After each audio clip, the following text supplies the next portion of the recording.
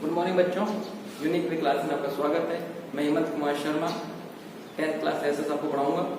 पिछले वीडियो में हम एसएस के सिलेबस पे बात कर चुके हैं और आज मैं आपकी लेसन स्टार्ट करने जा रहा हूँ। जो सबसे पहले हम लेसन पढ़ेंगे वो पढ़ेंगे सरकार का। कौन सा पढ़ेंगे? सरकार। आपके सिलेबस में सरकार पे बेस्ड दो चैप्टर है। दो, एक चैप्टर है आपका केंद्र सरकार और एक आपका राज्य सरकार। चैप्टर नंबर 6 और चैप्टर नंबर 7, ये दो चैप्टर और दोनों ही बहुत इंपॉर्टेंट है। 6 नंबर चैप्टर जो है केंद्र सरकार, ये 7 नंबर का है और 7 चैप्टर जो है राज्य सरकार वो है 8 नंबर का। ठीक है, अब इनको हम नंबर वाइज पढ़ेंगे। पहले इनको पढ़ने से पहले हमें जानना होगा कि सरकार होती क्या है। सबसे पहला सवाल ये होता है कि सरकार क्या है। ठीक है, अब सरकार क्या है, इसको लेकर बहुत सारे लोगों ने अलग अलग परिभाषाएं दी है, लेकिन सबसे ज्यादा जो मान्य परिभाषा है मेरे हिसाब से भी और बाकी लोगों के हिसाब से वो ये है कि सरकार वो मशीन है, वो अभिकरण है जो किसी देश के लिए कानूनों का निर्माण करती है, उन्हें लागू करती है और जो नहीं मानता उन्हें दंड भी देती है। तो इसी बेस पे हम कह सकते हैं कि सरकार क्या है, कि सरकार के कितने अंग, सरकार के कार्य के आधार से इसके 3 अंग हो गए। कितने अंग हुए? 3 अंग। पहला जो कानून का निर्माण करती है वो कहलाती है क्या? व्यवस्थापिका। क्या कहलाती है? व्यवस्थापिका। दूसरा है आपका कार्यपालिका और तीसरा है आपका न्यायपालिका। जैसे कि मैंने अभी आपको बताया था कि सरकार वह है जो कानूनों का निर्माण करती है, उसे लागू करती है और जो नहीं मानता उन्हें दंड देती है। इसी के आधार पे सरकार के कितने अंग हुए? 3। कितने अंग हुए? 3 अंग। पहला व्यवस्थापिका। तो व्यवस्थापिका का कार्य क्या है? व्यवस्थापिका का कार्य होता है क्या करना? कानून का निर्माण करना। दूसरा है कार्यपालिका। जो कानूनों का निर्माण व्यवस्थापिका ने किया उन्हें लागू करने का कार्य लागू करती है कौन? कार्यपालिका। और लागू करने के बाद जो उन्हें नहीं मानता, जो उन्हें फॉलो नहीं करता, उन्हें दंड देने का कार्य सरकार का कौन सा करता है? न्यायपालिका। तो इस बेस पे हम कह सकते हैं कि सरकार के 3 अंग हैं, व्यवस्थापिका, कार्यपालिका और न्यायपालिका। व्यवस्थापिका कार्य है कानूनों का निर्माण करना, किसी भी देश के लिए कानूनों का निर्माण करना। तो किसी देश के लिए कानूनों का निर्माण करने वाली संस्था क्या कहलाती है? व्यवस्थापिका। किसी देश के लिए कानूनों को लागू करने वाली क्या कहलाती है? कार्यपालिका। और किसी देश में रहने वाले लोग अगर उन नियमों को नहीं माने जिसे व्यवस्थापिका ने बनाया, कार्यपालिका ने लागू किया, तो उन्हें दंड देने का कार्य कौन करती है? न्यायपालिका। तो इस बेसिक ये हो गया सरकार आपका, सरकार की परिभाषा। इन्हीं के आधार पर 2 क्वेश्चन बनते हैं, दोनों के आंसर यहीं पे हैं कि सरकार क्या होती है। तो सरकार वो मशीन या अभिकरण है जो किसी देश के लिए कानूनों का निर्माण करती है, उसे लागू करती है और जो नहीं मानता उसे दंड देती है। ठीक है, दूसरा सवाल बनता है कि सरकार के कितने अंग होते हैं? सरकार कितने अंग है? पहला व्यवस्थापिका, दूसरा कार्यपालिका, तीसरा न्यायपालिका। ठीक है, तो 2 सवाल होते हैं, सरकार क्या है और सरकार के कितने अंग होते हैं। 1 नंबर का सवाल कई बार पूछा गया, सरकार के कितने अंग होते हैं? तो 3 अंग होते हैं। तो जो है सरकार आपका। अब इसी बेस पर हमें पढ़ना है सरकार के कितने 2 स्तर पढ़ने हैं। पहला तो है कौन सा? केंद्र सरकार और दूसरा है आपको कौन सा? राज्य सरकार। अब हम एक एक करके इन लेसनों को पढ़ेंगे। मैं समझाने की कोशिश करूंगी केंद्र सरकार क्या होती है और राज्य सरकार क्या होती है।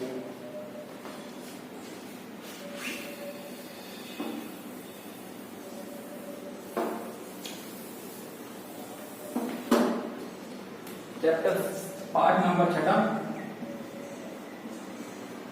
लेसन नाम है केंद्र सरकार।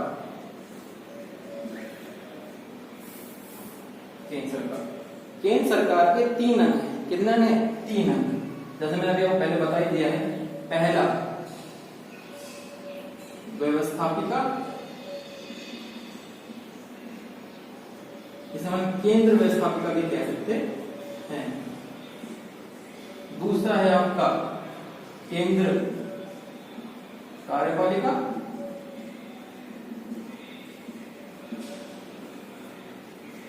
और तीसरा आपका केंद्रीय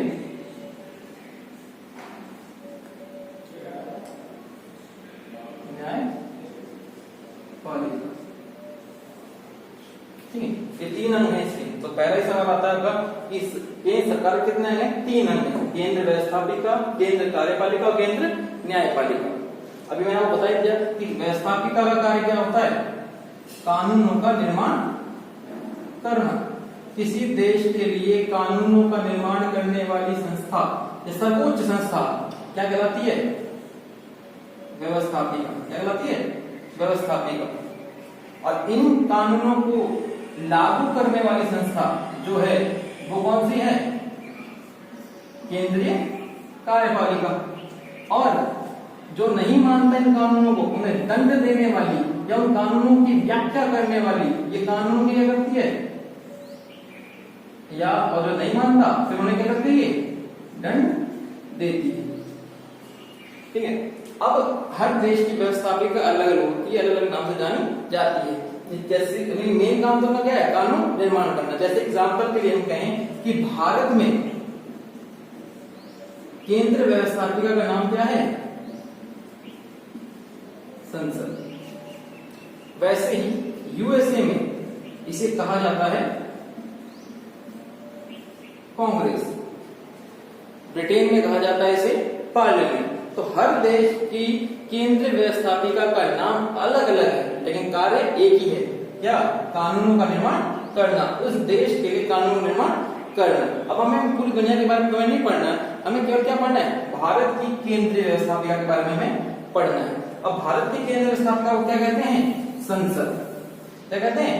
संसद। अभी हम केवल इस टॉपिक की बात करेंगे, केंद्र व्यवस्थापिका। तो भारत की केंद्र व्यवस्थापिका का नाम क्या है? संसद। यहां से ये सवाल बहुत बार आया है कि भारत की केंद्रीय व्यवस्थापिका का नाम क्या है? संसद है, जिसे इंग्लिश में पार्लियामेंट कहा जाता है। अब अगर सवाल ये आता है कि संसद क्या होती है, तो संसद का और व्यवस्थापिका का एक ही आंसर है। किसी देश के लिए कानूनों का निर्माण करने वाली सर्वोच्च संस्था ही क्या कहलाती है? व्यवस्थापिका। या फिर अगर भारत के बारे में लिखना है तो लिखना पड़ेगा कि भारत के लिए कानूनों का निर्माण करने वाली सर्वोच्च संस्था ही क्या है? संसद है। या भारतीय केंद्र व्यवस्थापिका का नाम क्या है? संसद है। ठीक है, अब संसद क्या है? संसद के 3 अंग हैं। कितने अंग हैं? 3 अंग। पहली है लोकसभा। क्या है? लोकसभा। दूसरी है आपकी राज्यसभा, और तीसरी आपकी राष्ट्रपति। ये तीनों मिलकर क्या बनाते हैं? संसद। तो भारत में जब भी बात करते हैं संसद क्या होती है, तो संसद का मतलब होता है लोकसभा, राज्यसभा और राष्ट्रपति। ये तीनों मिलकर, मतलब कि 2 सदन और एक राष्ट्रपति मिलकर क्या बनाता है? देश की संसद बनाता है। अगर सवाल आता है कि संसद के कितने अंग हैं, तो आंसर होगा 3। कौन कौन से? लोकसभा, राज्यसभा और राष्ट्रपति। अगर अंग पूछता है तो आंसर आएगा 3। समझ रहे हो? अंग पूछेगा तो आंसर आएगा 3। अगर वो आपसे पूछता है कि सदन कितने हैं, संसद के सदन कितने हैं, तो कितने हमारे पास? लोकसभा और राज्यसभा। तो आंसर कितना होगा? 2। ये कई बार सवाल आता है, बच्चे में फंस जाते हैं कि आंसर क्या होगा। इसलिए सवाल को ढंग से पढ़ना है कि वो अंग पूछ रहा है कि सदन पूछ रहा है, क्योंकि भारत की संसद का निर्माण 2 सदनों और राष्ट्रपति से मिलकर हुआ है। ये 2 सदन है, हाउस है, लोकसभा और राज्यसभा। और राष्ट्रपति क्या है? एक व्यक्ति है, देश का अध्यक्ष है, राष्ट्र अध्यक्ष है। तो तीनों लोग मिलकर किसका निर्माण करते हैं? संसद का। इसलिए 2 अलग सवाल आते हैं कि कितने संसद के कितने अंग हैं? वह 3। अगर सवाल पूछते हैं कि संसद के कितने सदन हैं, तो कितना आंसर आएगा? 2। ठीक है, तो ये अलग है, दोनों सवाल और दोनों चीजें अलग है। अब ये जो चीजें आपके सामने है, लोकसभा, राज्यसभा और राष्ट्रपति, इनके बारे में बात करते हैं कि हम सेंट्रल गवर्नमेंट की व्यवस्थापिका के बारे में पढ़ रहे हैं, केंद्र सरकार की व्यवस्थापिका के बारे में पढ़ रहे हैं, तो संसद जो है लोकसभा, राज्यसभा और राष्ट्रपति के मिलने से बनती है। अब इतना मैंने आपको बताया है, थोड़ा आप कंफ्यूज हो गए होंगे, इसे दोबारा से एक बार आपको रिवाइज करता हूँ कि क्या है ये चीजें। हम पढ़ रहे हैं सेंट्रल गवर्नमेंट। सेंट्रल गवर्नमेंट जो है, केंद्र सरकार जो है, सरकार कितने बताया मैंने आपको? 3। केंद्रीय व्यवस्थापिका, केंद्रीय कार्यपालिका, केंद्र न्यायपालिका। तो सरकार के कितने अंग हुए? 3। सरकार के कितने अंग हुए? 3। व्यवस्थापिका, कार्यपालिका और न्यायपालिका। ठीक है। अब काम आता है कि काम क्या है, व्यवस्थापिका क्या होती है, कार्यपालिका क्या होती है, न्यायपालिका क्या होती है। तो इसी की परिभाषा में इसका आंसर है। मैं जब एक बड़ी याद करना है कि किसी देश के लिए कानूनों का निर्माण करने वाली सर्वोच्च संस्था क्या कहलाती है? केंद्रीय व्यवस्थापिका। किसी देश के लिए कानूनों को लागू करने वाली संस्था क्या कहलाती है? केंद्रीय कार्यपालिका। और किसी देश के लिए कानूनों की व्याख्या करने वाली या जो उन्हें नहीं मानता उन्हें दंड देने वाली संस्था, सर्वोच्च संस्था क्या कहलाती है? केंद्रीय न्यायपालिका, जिनके बारे में हम चैप्टर 6 में पढ़ेंगे। ठीक है। अब हम पढ़ रहे हैं लोकसभा, राज्यसभा, राष्ट्रपति, मतलब हम पढ़ रहे हैं देश की, भारत की केंद्र व्यवस्थापिका को पढ़ रहे हैं, मतलब कि संसद को पढ़ रहे हैं, लोकसभा, राज्यसभा, राष्ट्रपति। अब हमें एक एक करके इनको पढ़ना होगा कि लोकसभा क्या है, राज्यसभा क्या है, राष्ट्रपति क्या है। सबसे पहले हम जो टॉपिक उठाएंगे आपका लोकसभा।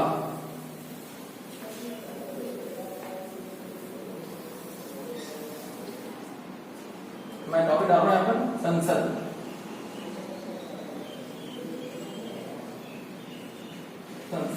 अभी मैंने आपको बताया कि संसद के 3 अंग होते हैं, 2 सदन होते हैं। एक सदन का नाम क्या है आपका? लोकसभा। और एक सदन का नाम क्या है आपका? राज्यसभा। ठीक है। हम दोनों को कंपैरिजन में पढ़ेंगे कि लोकसभा क्या है, राज्यसभा क्या है। लोकसभा और ये राज्यसभा। इसको समझाने के लिए इनके सबसे पहला टॉपिक में नाम आता है कि भारत के अंदर इनको अलग अलग नामों से पुकारा जाता है, अलग नामों से संबोधित किया जाता है। वो कैसे याद करना है उसको समझिए। ऐसा मान लीजिए कि एक बिल्डिंग है, एक बिल्डिंग जिसके अंदर 3 फ्लोर है और इस बिल्डिंग का नाम क्या है? संसद। इस बिल्डिंग का नाम क्या है? संसद। सबसे नीचे आपकी जो रहता है वो है आपकी लोकसभा। दूसरे नंबर पर रहती है आपकी कौन सी? राज्यसभा। और सबसे ऊपर जो उस पर बैठा है वो है आपका राष्ट्रपति। एक बिल्डिंग है जिसमें 3 फ्लोर हैं और इस बिल्डिंग का नाम है संसद। तो इस संसद बनी कितने फ्लोर से बनी? 3 से। लोकसभा, राज्यसभा, राष्ट्रपति। लोकसभा जो है आपकी फर्स्ट फ्लोर पे है, ये आपकी सेकंड फ्लोर पे है। तो इस लोकसभा का एक नाम है क्या चीज? प्रथम सदन। और इसको बोलते हैं द्वितीय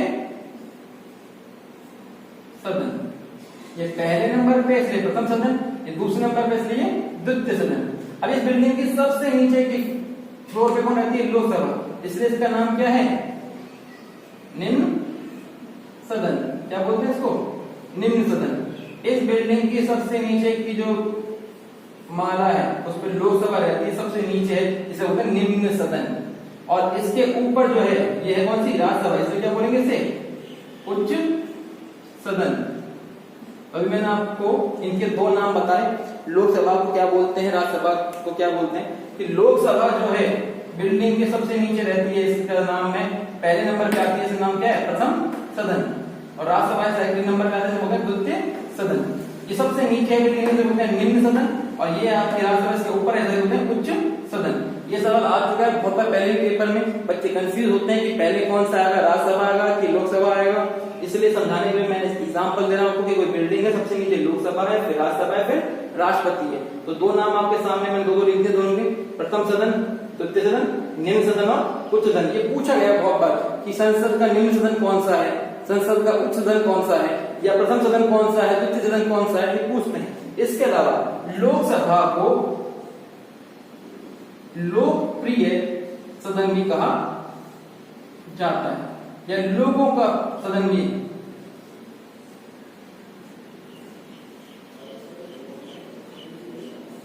कहा जाता है। ठीक है, हाउस ऑफ पीपल, क्या बोलते हैं इसको? House of people.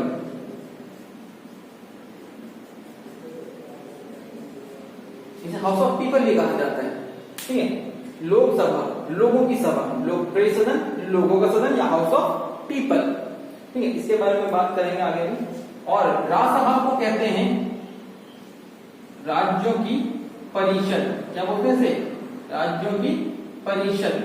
इंग्लिश में से कहेंगे काउंसिल ऑफ स्टेट, क्या बोलते हैं इसे इंग्लिश में?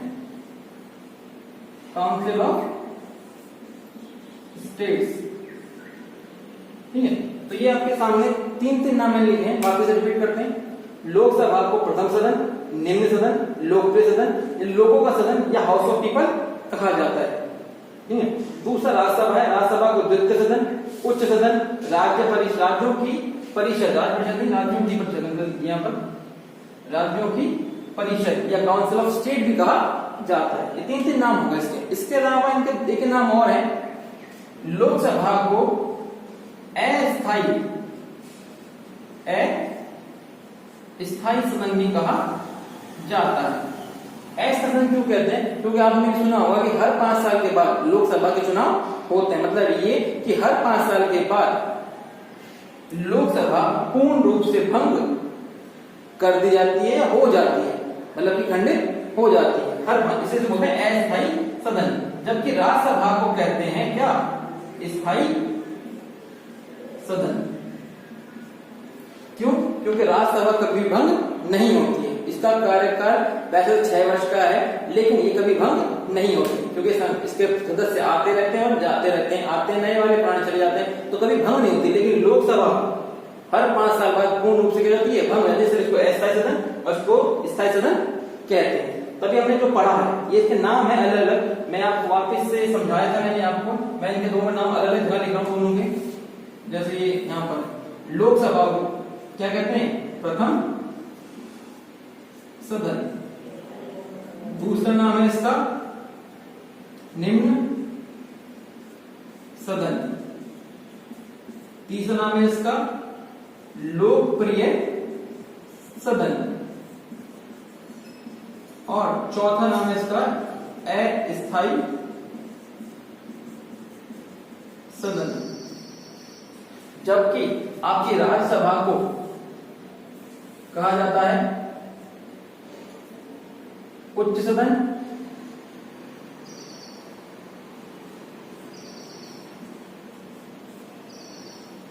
द्वितीय सदन,